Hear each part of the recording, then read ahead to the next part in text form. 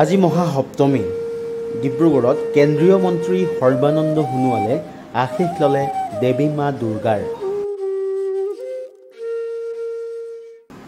Dibrugarh PN ৰোডস্থিত Gyandayini মন্দিৰত অনুষ্ঠিত দুৰ্গা পূজাত দেৱী মাৰ আশীষ গ্ৰহণ কৰে কেন্দ্ৰীয় মন্ত্ৰী সৰ্বানন্দ সোণোৱালে। প্ৰায় শতবৰ্ষ গৰকা জ্ঞানদায়িনী মন্দিৰৰ পূজাভাগত উপস্থিত হৈ কেন্দ্ৰীয় মন্ত্ৰী সৰ্বানন্দ সোণোৱালে সেৱা গ্ৰহণ কৰি স্থানীয় ৰাইজৰ সৈতে এক মত বিনিময় অনুষ্ঠানতো অংশগ্ৰহণ কৰে।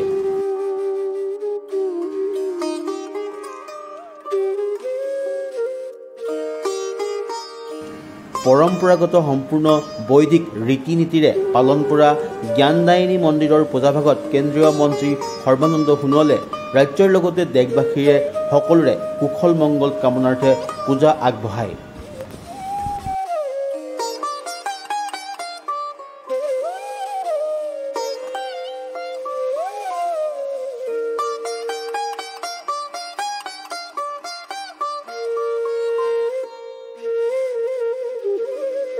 শ্ৰী মা দুৰ্গা পূজা উপলক্ষে অসমৰ ৰাইজলৈ বৰাক ব্ৰহ্মপুত্ৰ পাহাৰ ভৈয়ামত বসবাস কৰা সকলো শ্ৰেণীৰ ৰাইজলৈ মোৰ আন্তৰিক শুভেচ্ছা আৰু শ্ৰদ্ধা জ্ঞাপন কৰিছোঁ।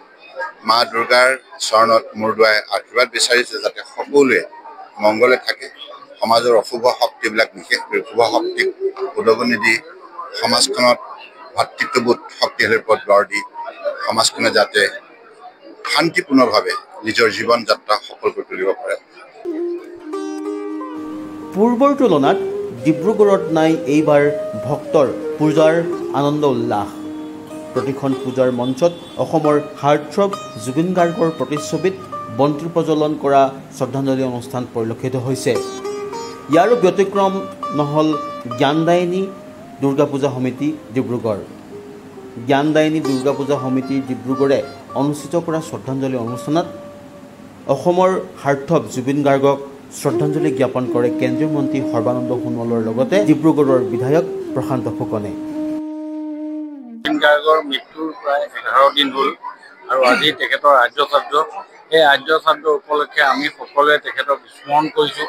অসমৰ বিভিন্ন জেগাত তেখেতৰ আৰ্য শ্ৰাদ্ধ পালন কৰা হৈছে আৰু অসম চৰকাৰেও আপ্ৰাণ চেষ্টা কৰি আছে এই যি দোষীকেইজনৰ যাৰ নাম ওলাইছে তেখেতসকলক কৰায়ত্ব কৰাৰ কথা আৰু তেওঁলোকক সোধ-পোছ কৰাৰ কাৰণে যি ব্যৱস্থা হাতত ল'ব লাগে অসমৰ মাননীয় মুখ্যমন্ত্ৰী ডক্টৰ হিমন্ত বিশ্ব শৰ্মা ডাঙৰীয়াই বিভিন্ন ধৰণে প্ৰয়াস কৰিছে। মই ভাবোঁ যে অতি সোনকালে তেখেতসকলক কৰায়ত্ব কৰিব পৰা যাব আৰু আজি তেখেতৰ জুবিন গাৰ্গৰ যি শ্ৰাদ্ধ সেই শ্ৰাদ্ধৰ উপলক্ষে সমগ্ৰ অসমে যি ধৰণে পালন কৰিছে তেখেতক আমিও আজি অসমবাসীয়ে তেখেতক সুন্দৰকৈ স্মৰণ কৰিছোঁ।